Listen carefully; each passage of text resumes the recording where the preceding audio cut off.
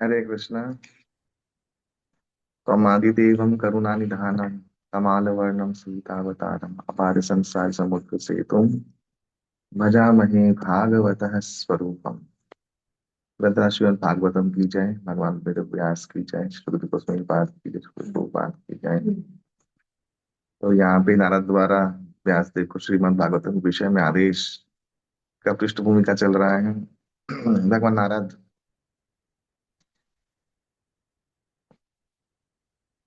महायोगी ब्रह्मर्षि और देवर्षि और भगवान के ये दोनों ही शाक्तवश अवतार हैं।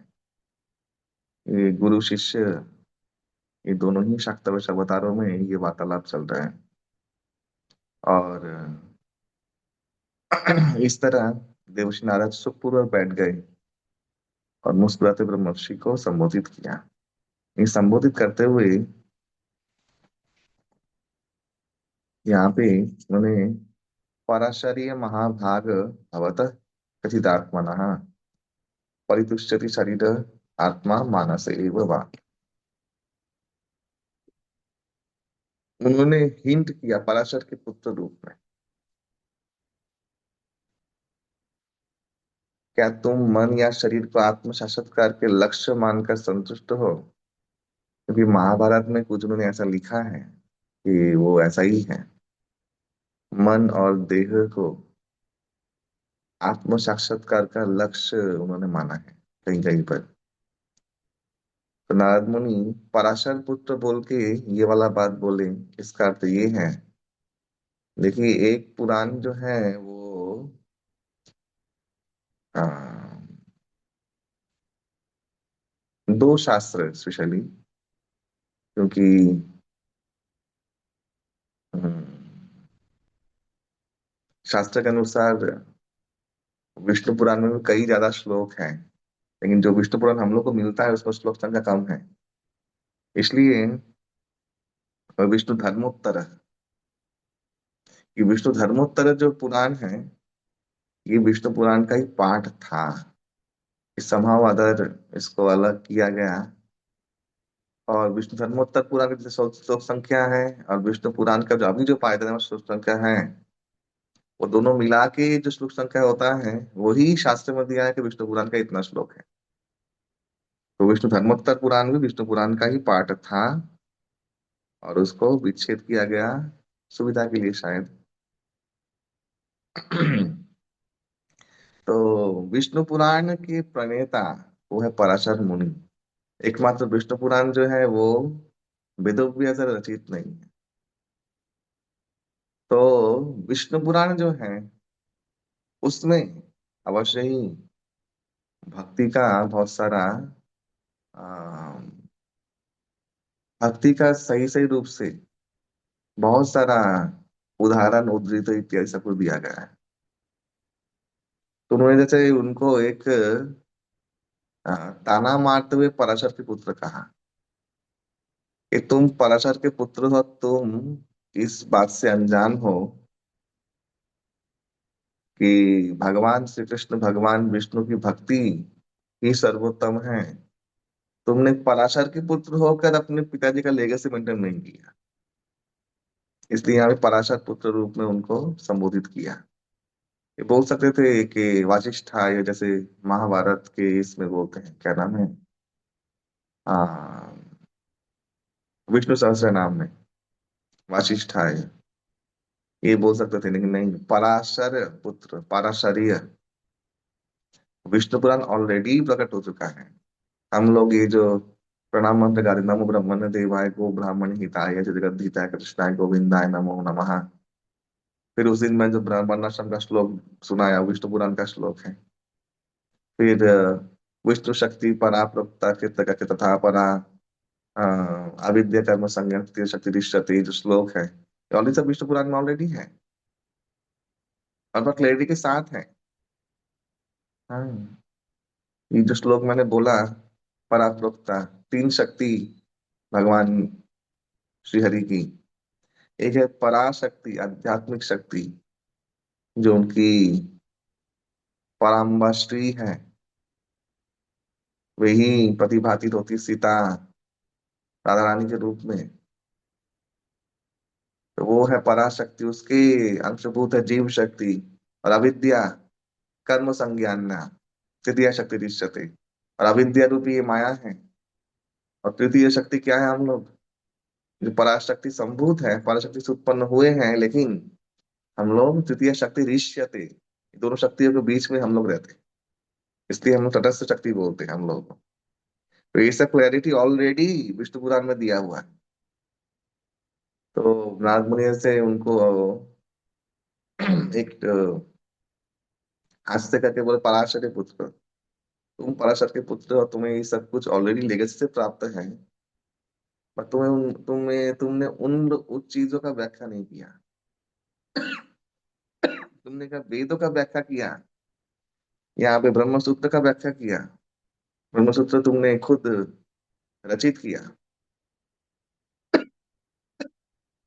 वेदांत is a part of, Vedanta is not the part of actually Vedic literature. Vedanta जो है प्रस्थान त्रयी में, ये नीति शास्त्र के अनुसार इन्होंने इनको बनाया है सूत्र रूप में, भगवान वेद व्यास ने। और अवश्य प्रामाणिक है, क्योंकि वेद का ही कुछ कुछ चीजें उन्होंने ब्रह्म सूत्र के अनुसार सूत्र रूप में प्रकाशित किया है। तो ये यहाँ पे प्रभुपाद पराशर के वंशज होने के कारण असामान्य प्रत्येक विशेष अधिकार प्राप्त था, जिससे उनके असंतुष्ट रहने का कोई कारण नहीं होना चाहिए था। ये प्रभुपाद ने मेंशन किया परपोर्ट।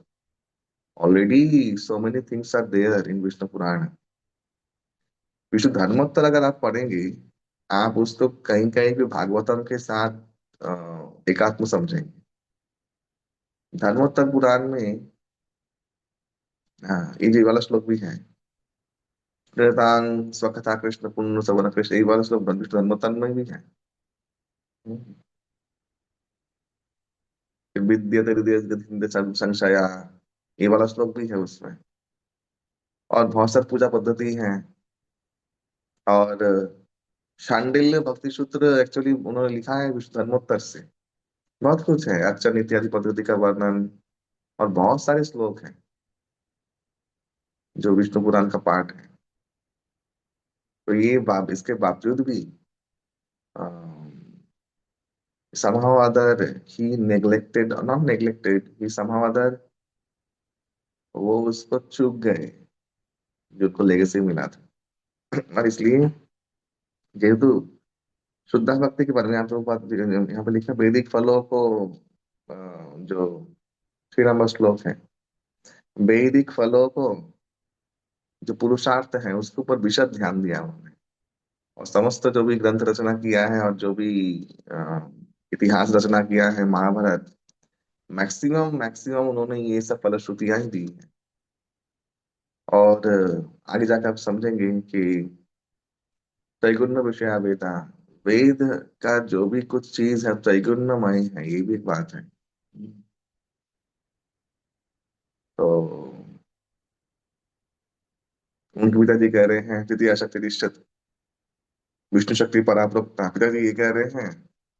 और इन्होंने त्रैगुण्य विषया वेदा जो अ, अनुशासन है, उसको ही उन्होंने ज्यादा व्याख्या किया है। तो ये कॉन्ट्राडिक्टरी है एक्चुअली, इन टुगेदर है। क्योंकि जीव का परम कल्याण है निर्गुण स्तर पे जाके तद विष्णु परमं पदं सदा पश्यन्ति सूर्य, ये तद विष्णु परमं पदं, और विष्णु जब परमं पदं, इस चीज को जाना, इधर प्राप्त होना। लेकिन उन्होंने क्या किया है? उन्होंने चतुर्थ पुरुषार्थ को ही somehow अदर ग्लोरीफाई किया, उसको प्रवर्तन किया। और इसका अर्थ क्या है कि एक जीव इस कर्म चक्र से अपर प्लानिटरी सिस्टम में जा सकता है, बट देन आ ब्रह्म लोकान पुनरागम क्या पुनर्वर्ती न अर्जुन, वहां से भी नीचे जाना पड़ेगा। तो ये निर्गुण स्तर शुद्धा भक्ति, स्पेशली परम जो सेवा है भगवान का, निष्काम भाव का, इसका व्याख्या व्यासदेव ने नहीं किया। व्यासदेव खुद भी और यहाँ पे 4 नंबर श्लोक है, उन्होंने कितना सुंदर बोला है, देखिए कैसा अ, विनीत भाव एक गुरु का शिष्य के प्रति भी होना चाहिए। तो इतना सब होते हुए हे मेरे प्रभु, अपने को व्यर्थ समझकर हताश होने की क्या बात है। तो आप इतने तो विद्वान हो, आपने इतना कुछ विषय को आत्मसात किया है, आपने इतना कुछ व्याख्या किया है, तो हे मेरे प्रभु, आपने, मेरे प्रभु, उस दिन नारुगल प्रभु मुझे इस सब गाड़ी में बोल रहे थे कि श्री श्रीमद श्रीला भक्ति सिंह सरस्वती ठाकुर भी अपने शिष्य को मेरे प्रभु बोलते हैं, कि मेरे प्रभु। तब उन्होंने शायद भी भागवतम की श्लोक से सीखा है। तो ये विनीत भाव भगवान नारद जी का है। यद्यपि नारद जी व्यासदेव के गुरु हैं, अथच वे विनीत स्थान पोजीशन लेके वे हे मेरे प्रभु ये बोल के उनको संबोधित कर रहे हैं। और भगवान व्यासदेव तब उनको अपना मन का व्यथा बोले, और वो भगवान व्यासदेव ये भी पूर्ण रूप से विश्वास करते हैं कि मेरे गुरुदेव मेरे समस्त हृदय की जो असंतोष का कारण है उसको भली भांति जानते हैं, इवन वो भी जानते हैं। लेकिन मैंने कल कहा ना, with mercy without mercy, is expecting कि सुपीरियर अथॉरिटी मुझे मर्सीफुली आदेश के माध्यम से कृपा दृष्टि प्रदान करे, शक्ति दे, शक्ति संचार करे। आपने मेरे विषयों में जो कुछ कहा वह सब सही है, इन सब के बावजूद मैं संतुष्ट नहीं हूँ। अतः मैं आपसे अपने असंतोष के मूल कारण के विषय में पूछ रहा हूँ, क्योंकि आप स्वयंभू की संतान होने के कारण अगाध ज्ञान से युक्त है। ये पहला गुण भगवान नारद का, उनका अगाध ज्ञान है। उनका ज्ञान नहीं है, इसलिए उनको विज्ञान है। एवरीवेयर देयर इज नारद मुनि, he is seeing the facts, historical facts, seeing the Leela, everything, वार्तालाप जहाँ उपदेश चल रहा है, he is seeing, he is hearing everything in front of him is happening। तो ऑलरेडी विज्ञानी है, ज्ञानी तो है ही। जो कुछ भी गोपनीय है वे आपको ज्ञात है। गोपनीय कुछ तत्व है जो नारद मुनि को ज्ञात है, क्योंकि कोई गोपन गोपन जगह पे नारद मुनि का विचार माने विचरण है, वहां पे सामान्य किसी व्यक्ति का विचरण नहीं है। हम लोग श्री वृंदावन धाम में गए, भांडी वन में गए, तो हम लोगों ने देखा कि कैसे ब्रह्मदेव ने श्री किशोरी जी का ठाकुर जी का विवाह करवाया पंडित वन में।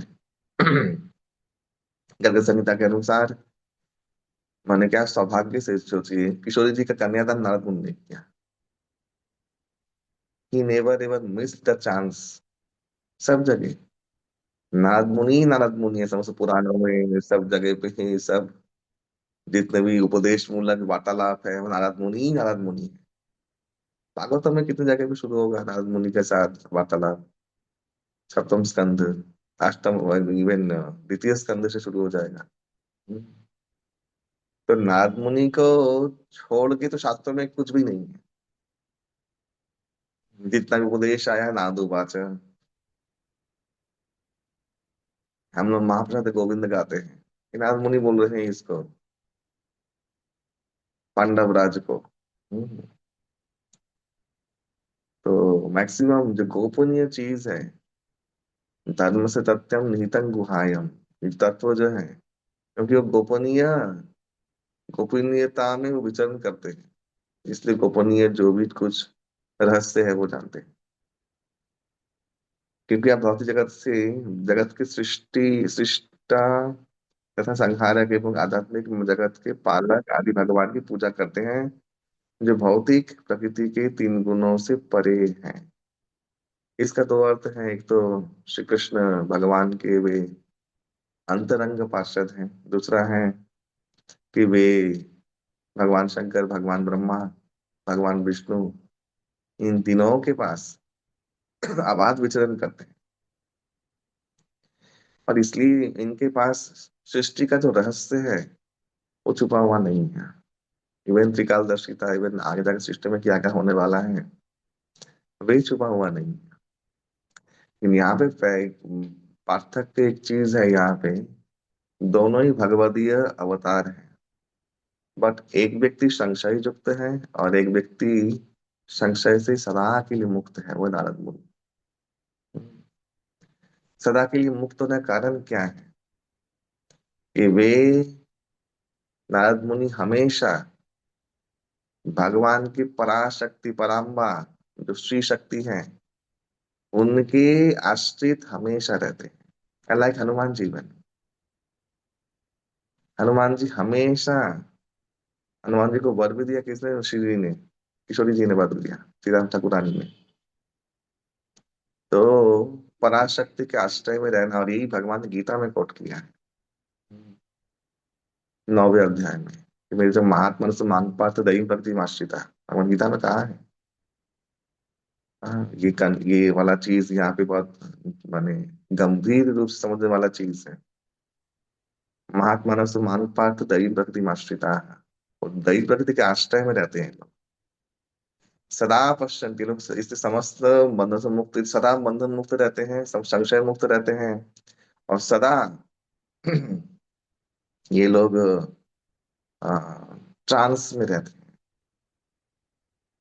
हर महात्मा जो भगवान श्री कृष्ण की और श्री हरि की अनन्य भाव से उपासना रत है, हेतु के प्रति आता। लेकिन क्या क्या व्यासदेव ये दैवी प्रकृति आश्रिता नहीं थे? आचार्य लोग बोलते हैं कि हाँ, नहीं थे। अगर वे दैवी प्रकृति आश्रिता होते तो उनका पहला ग्रंथ से ही भक्ति सूत्र शुरू हो जाता। हम्म। यद्यपि भगवान की शक्ति ज्ञान के वे विशेष विभूति हैं, लेकिन दैवी प्रकृति आश्रिता ये उनमें नहीं था। और इसलिए रसिक लोग वो होते हैं जो भगवान के श्री शक्ति के साथ उनको उपासना करें, जुगल उपासना। व्यासदेव का जो उपासना पद्धति था, उसमें बहुत सारा भाव अभिव्यक्त हुआ है वहां पे। जुगल उपासना का भाव बहुत रिक्त है, अभाव है। अभी तक भी जोर दिया, एक ही चीज को डोमिनेट कर दिया उन्होंने। जहाँ पे शिव का बना, शिव को ही महान बता दिया, दुर्गा दुर्गा को ही महान बता दिया, एक एक व्यक्ति को। बट जो जुगल चीज है, उस तत्व को उन्होंने कहीं पर भी एकात्म रूप में व्याख्यान नहीं किया था अभी तक। तो आगे जाके आप देखेंगे कि नारद मुनि उनको बोल रहे हैं कि पहले आप श्री कृष्ण को भजन करके प्रकट करो। और कई पुराणों में इनका वर्णन है, जैसे और पुराणों में राधा कृष्ण को उन्होंने दर्शन किया, उन्होंने उनको प्राप्त किया। And then he wrote Shrimad Bhagavatam. तब जाके वो दैवी प्रकृति आश्रिता हुए, निस्त्रय गुण हुए, निर्द्वंद हुए, नित्य सत्तस्त हुए। और तब जाके वे आ, सम्यक रूप से भक्ति की पराकाष्ठा को, विज्ञान को समझकर उन्होंने भागवतम में व्याख्या किया। हरे कृष्ण। तो प्रभुपाद की जय। तो प्रश्न है तो पूछ सकते हैं, नहीं तो प्रभु जी, एक क्वेश्चन था। ये जैसे कि कहा गया है ना कि जनरली हम लोग गीता पढ़ते हैं ये सब, तो उनमें कहा गया है कि हम लोग को मतलब एक ही ईश्वर के शरण में रहना चाहिए, मतलब एक ही रूप में। जैसे भगवत गीता में भगवान बोलते हैं कि सर्वधर्मान् परित्यज्य मामेकं शरणं व्रज। पर हम लोग को ये भी कहा जाता है कि हम लोग को पंचदेव उपासना भी करनी चाहिए। और तो ये दोनों स्टेटमेंट जैसे कॉन्ट्रडिक्टरी साउंड करते हैं, तो इसको क्लियर कर दीजिए ना प्रभु जी। पंचदेव उपासना मायावादी लोग करते हैं एक्चुअली। बट पंचदेव उपासना वैष्णवों के लिए, स्पेशली रामायण काष्ठ के लिए नहीं है, पर नहीं कर चलेगा ऐसा। बाकी नीचे स्तर के जो आध्यात्मिक अनुभूति लोग प्राप्ति नहीं किए, उनके लिए कंपलसरी है। ये भागवत धर्म धारण करने वालों के लिए कंपलसरी नहीं है। If they are doing is good, वो लोग कर रहे हैं उसका क्या बोलते हैं, कृतज्ञता स्वीकार करके उनका प्रणाम, उनको संबोधन या उनको निरुपदेशन करके, वो भी तो वैष्णव है। तो तुलसीदास ने किया विनय पत्रिका में। लेकिन वे लोग अंतरंग रूप से निष्ठा है उनका अनन्य भक्ति में अपने इष्ट के प्रति, ये समझना बहुत जरूरी है। इसीलिए तुलसीदास जी ने विनय पत्रिका में सबका गुणकीर्तन तो किया, जो केवल भगवत विभूति ही तो है। हाँ, लेकिन उनके वर मांगा क्या, कि वही चाहता के जैसे भक्ति हो मेरा राम जी के प्रति। तो कोई भागवत भक्त है, वो पंचदेव उपासना ना करे, तो उसका कोई मतलब, उसका वो माने उसको जरूरत भी नहीं। ऑलरेडी हमारे वैष्णव तत्व में विश्वक्सेन जो रूप है भगवान का, वही गणपति है। ऑलरेडी तो पुराण में आप जानते हैं कि श्री हरि ही गणपति बने। तो विश्वक्सेन जो है वो गणपति का ही विकल्प है। और सूर्य कौन है, तो बोलते हैं हमारे वैष्णव इसमें, जो वैवस्वते ये मनु है, भगवान के अवतार है, वही तो सूर्य है। भगवान शंकर, भगवती पार्वती नारायणी है, और भगवान शंकर तो ऑलरेडी भगवान के स्वांश हैं, तो विष्णुमय तो जगत है। और एक देवता खुद विष्णु है। तो ऐसे करके हम लोग का भाव वो विष्णुमय जगत है।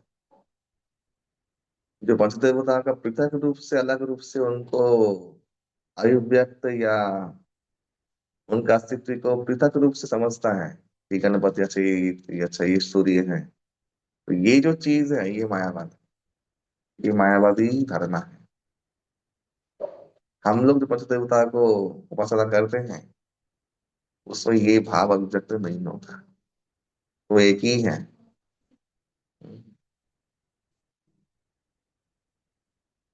ऐसे समझ लो कि गणपति शिव पार्वती तो एक ही फैमिली के हैं, वो लोग सब लोग तो नाम जापक हैं। सब लोग तो भगवान के, कृष्ण के भक्त हैं, राम के भक्त हैं। और सूर्य, सूर्य में अवस्थित नारायण खुद रहते हैं, वही मंत्र है, वेद मंत्र है।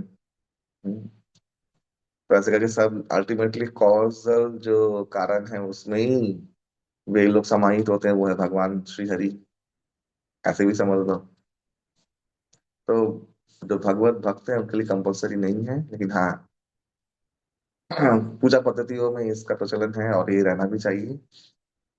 इसको सामान्य लोग, जो इतर लोग हैं, जिसको भक्ति का बोध नहीं है, उनको अवश्य लाभ होता है। उनका स्टैंडर्ड एक लेवल ऊपर होता है। और वे लोग उनके पूजा करें आशीर्वाद में, अंतिम में तो पाएंगे तो कृष्ण भक्ति या राम भक्ति ही।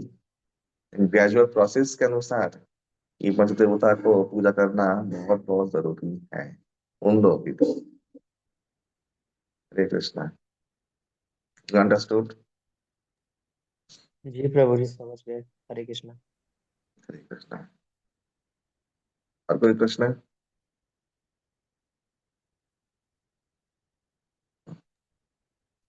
শ্রুতি স্তবের এগুলোর ডিফারেন্সিয়াল যে ডেফিনেশন আছে, যেমন পূজা অর্চনা বন্দনা স্তুতি স্তব, এগুলো কি ডিফারেন্স, যে আলাদা আলাদা নাম আছে? पूजा माने वेदोक्त विधि के द्वारा जो आ, देवता या तदीय सेवा है उसे पूजा बोलते हैं, तो वेदोक्त विधि है। আচ্ছা। अर्चन माने वेदोक्त विधि नहीं। अर्चन यानी पूजा, तत्व मत में या भागवतीय मत में भगवान की सेवा, उसे अर्चन कहते हैं। जय पूजा आएगा तो वहां पर विदग्ध होना पड़ेगा, वहां तंत्र भी काम नहीं चलेगा। अर्चन जो है तंत्रोक्त है, वो विदग्ध नहीं है। ये है अर्चन। और अर्चन में स्पेशली आप देखिएगा, जो लोग कर्मकांड जानते हैं,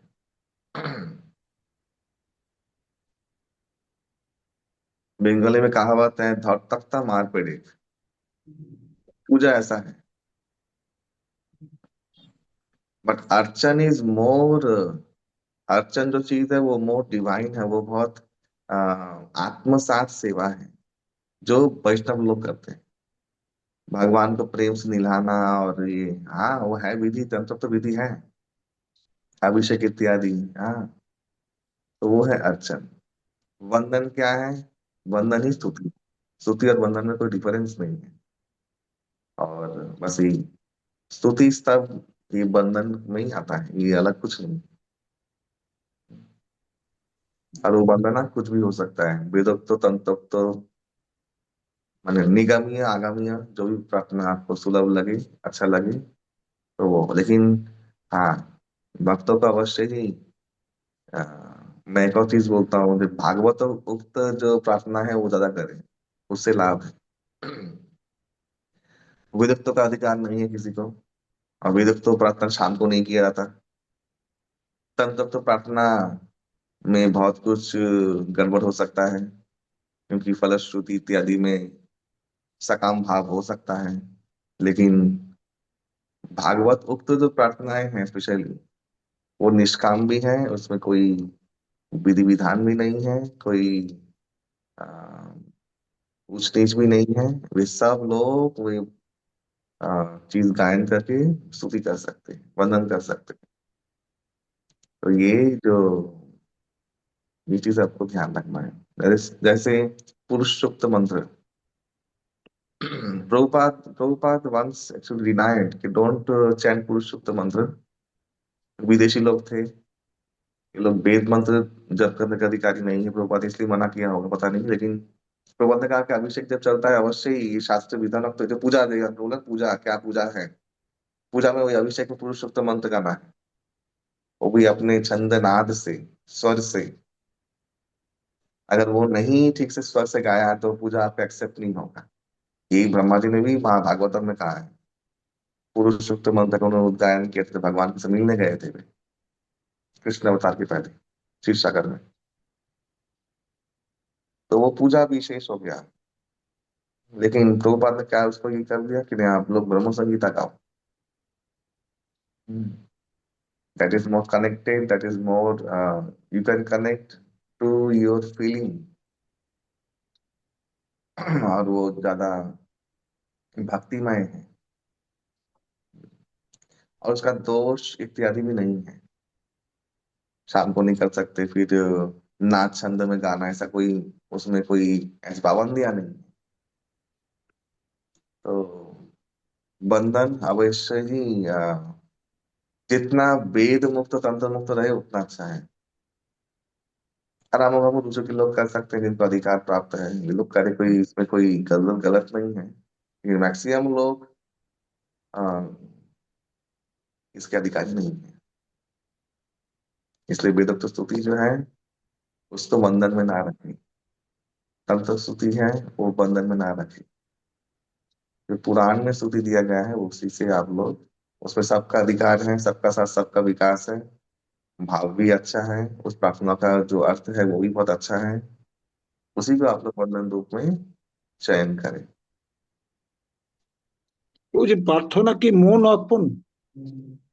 हाँ, क्या? মন অর্পণ, তাই না? हाँ, यस। प्रार्थना तो आपका शरणागति का मूल जो चीज है, समर्पण। हाँ, यही प्रार्थना है, अंतिम काल में आपसे समर्पित करते हैं जो कुछ भी किया, जो भगवान ने कहा है गीता में, यत् करोषि यदश्नासि यज्जुर्वृदासि जत् यत् तपस्यसि कौन्तेय तत्पुरुषो मदर्पणम्। यही प्रार्थना, एक्चुअल प्रार्थना का अंत इसमें होना चाहिए। হরে কৃষ্ণ প্রভু। तो बात की जाए। जय। हरे कृष्ण हरे प्रभु, दंडवत प्रणाम। दंडवत प्रणाम। हरे कृष्ण प्रभु जी, दंडवत प्रणाम। हरे कृष्ण प्रभु, दंडवत